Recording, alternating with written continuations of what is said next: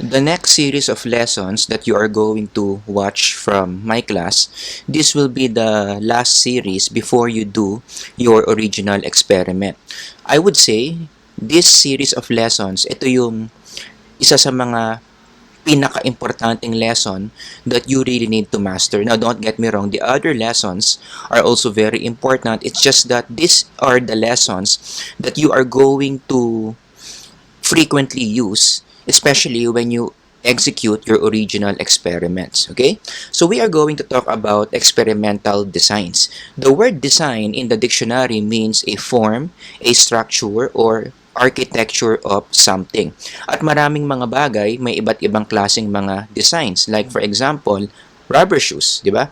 Mayroong iba't ibang disenyo ng rubber shoes. We have rubber shoes for basketball, we have for soccer, we have for tennis, we have for boxing, and ito yung tinatawag na rubber shoes na cross-training, di ba?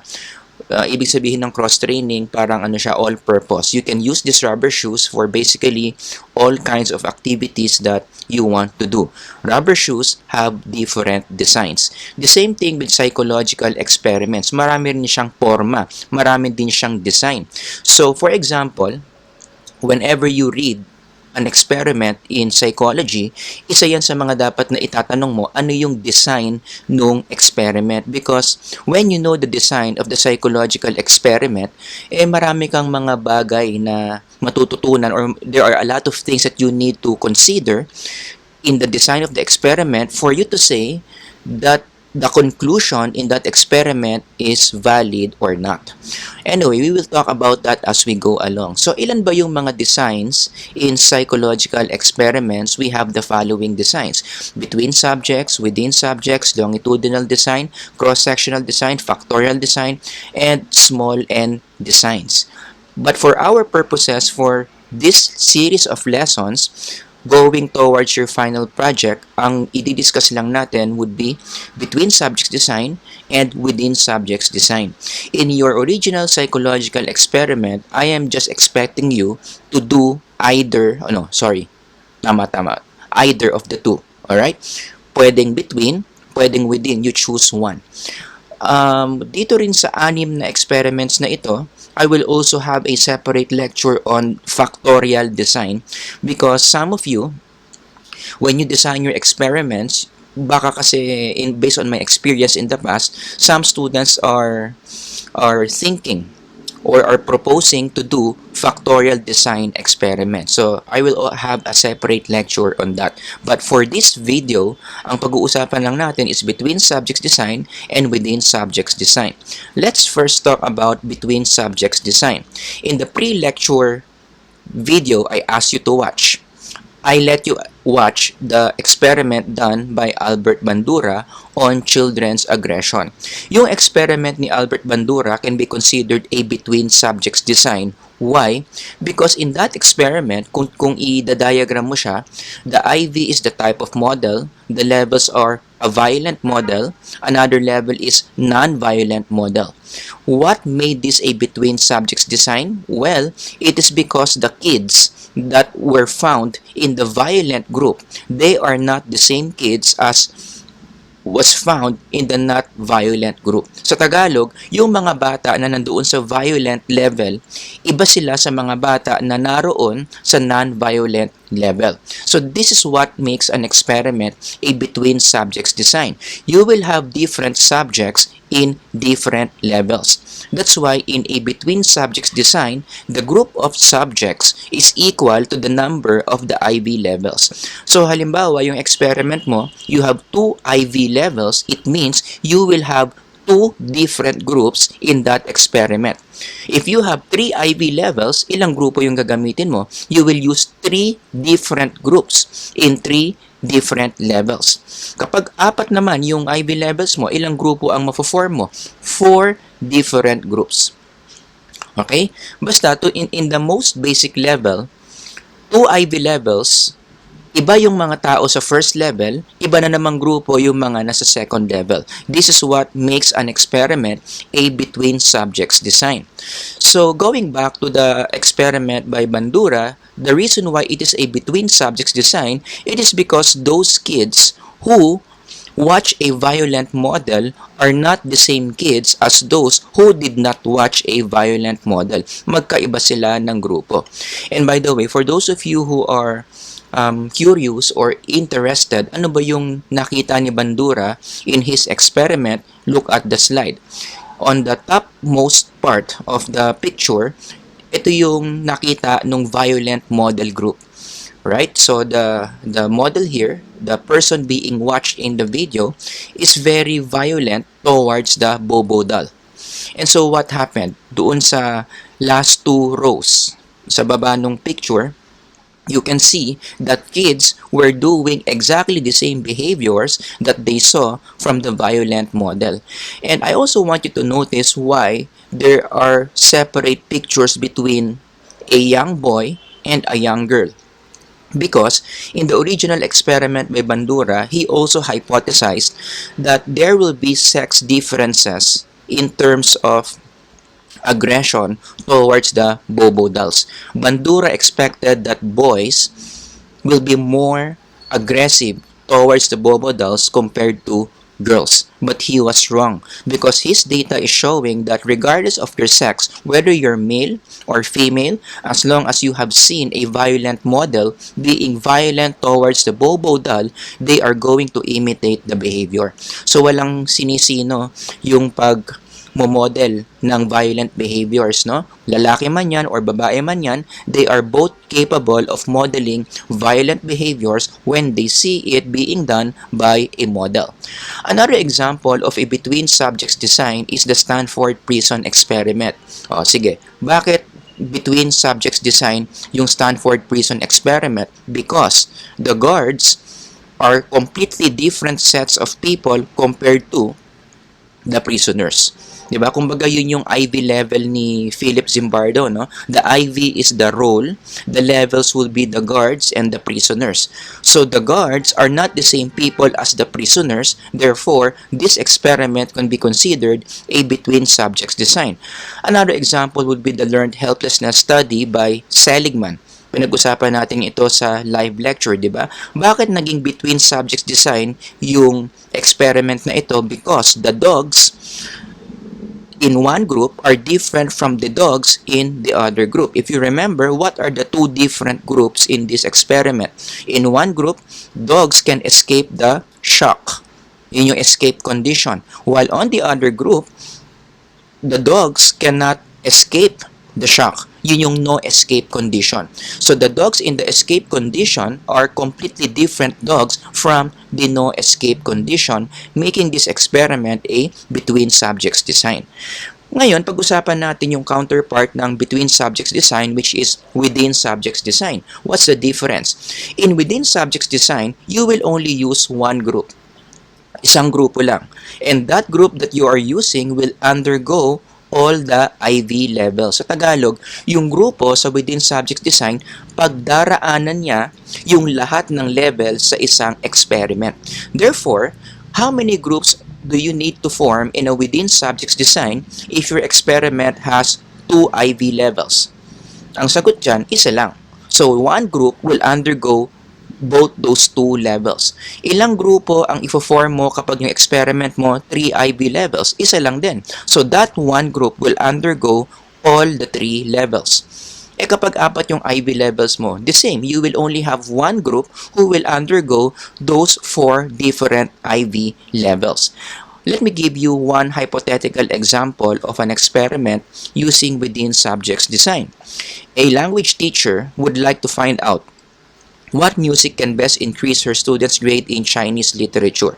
So kapag ganyan yung experiment mo, yung IV mo would be, what do you think? The IV here would be the type of music, right?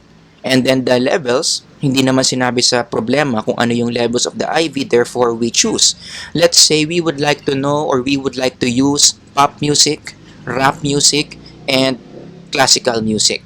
Our dependent variable would be their performance in Chinese literature. Operational definition of dependent variable, let's give them a quiz or an exam. that measures their Chinese literature skill. So let's design this experiment using within subjects design. Ang mangyayari sa within subjects design, again, remember, there will only be one group of people who will undergo all the levels. In this case, you have 3 IV levels: classical, rap, and then pop. So let's say, yung experiment natin, let's do this in 3 different weeks, 1 week per level. So for 1 week, ang mangyayari, subjects will listen to Mozart, another week, Eminem or rap music, and then another week, pop music. Okay, so ano mangyayari dito? As you can see here, the 30 subjects during the first week will listen to classical, and then they will listen to rap music, and then they will listen to pop music. Again, per week yan ha. So 1 week silang makikinig kay Mozart, and then let's measure the DV. 1 week silang makikinig sa rap, and then let's measure the dependent variable. And then 1 week silang makikinig sa pop music, and then let's listen the dependent variable. Again, there is only one group of people here undergoing all the levels. How do you apply random assignment in this design? The answer is you don't need to apply random assignment across the three different levels kasi isang grupo nga sila eh. Hindi mo na sila i-assign na first person I pick goes to pop, second person I pick goes to rap, third person I pick goes to classical. Hindi ganon. Kasi nga, all the subjects, all group of people, all people in that group will undergo all the IV levels. Therefore, there is really no need for you to apply random assignment. So, yung random assignment, ina-apply lang yan sa between subjects design but not in within subjects design. No? Kasi pointless nga. Because all the people in that group will undergo all the IV levels. Therefore, there's no need for you to randomly assign these subjects to the different IV levels. So, again, the key question to ask for you to know if an experiment is a between subjects design or a within subjects design is, did all subjects undergo all the levels? If your answer is yes, it is a within subjects design. If the answer is no, they only experienced one level, then the answer is it is a between subjects design. So yan lang yung parang magic question na tatanungin mo for you to know if an experiment is a between or a within subjects design. Now, just do this exercise on your own, kaya ko to tinawag na self-exercise. The Stanford Prison Experiment, sinabi natin kanina, is a between subjects design. Now, on your own, siguro on a piece of paper o kaya kahit thought activity na lang, I want you to redesign this experiment this time using within subjects design. So, how will that work? How will the experiment be different when you apply this experiment in a within subjects design? The same thing with the study by Seligman on learned helplessness. I would like you to design this experiment using within subjects design. Originally, this is between subjects design. Now, you design it to be within subjects design. Now, very quickly, ano ba yung mga advantages kapag gagamit ka ng between subjects design or within subjects design? First bullet, between subjects design is faster in terms of getting results. Tandaan nyo yan. Mas mabilis tayo makakuha ng results when we run an experiment in a between subjects design compared to within subjects design. And I think the reason is very obvious. Bakit mas mabilis tayo makakuha ng results sa between subjects design? Because in a between subjects design, we can afford to run all the IV levels all at the same time. Halimbawa, ngayon, Monday, tapos magbi-between subjects design ka, di ba? Lahat ng levels mo, let's say you have 3 levels, kaya na niyang umandar lahat, di ba? So all the 3 levels will simultaneously run. Let's just get the dependent variable for each of those 3 levels, and then at the end of the day, we are done. Compared to within subjects design, di ba? Isa-isang grupo lang yung kaya mong i-run eh. You cannot start IV level 2 without IV level 1 being done. You cannot start IV level 3 without IV level 2 being done. Tatapusin mo muna yung tigi-isang level before you can proceed to the next level. It's more time consuming. Kaya nga yung unang application that I would like you to learn here in deciding whether you are going to do a within subjects design or a between subjects design is how much time do you have. Kapag nagmamadali or kinakailangan talaga meron kang ma-meet na deadline, it makes more sense to design your experiment in a between subjects design para mas hindi siya time consuming. All the IB levels can already run simultaneously. Let's go to the second bullet. Ano naman ang advantage ng within subjects design over between subjects design? Within subjects design requires fewer participants than between subjects design. One of the most difficult things to do in a psychological experiment is to find willing participants to participate in your experiment. Ngayon, yung within subjects design partially solves that problem. In what way? Imagine, let's say you have an experiment with 2 IB levels. Tapos gusto mo, sana doon sa dalawang IB levels na yon, tig 30 na tao, 30, yung laman ng IB levels. So you want 30 people in your first IB level, another 30 in your second IB level, meaning you need to recruit 60 different people to your experiment. 60.